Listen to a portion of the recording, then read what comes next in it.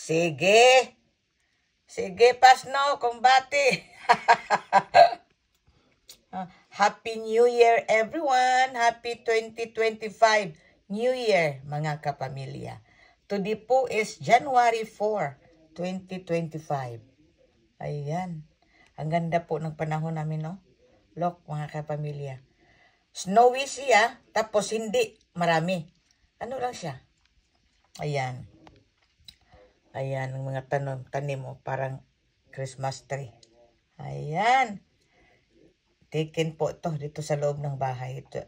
Here I am at my window. Ayan. Ayan, sige. Sige. Snow pa more. Thank you, Lord. Love you, Lord. Happy New Year, everyone.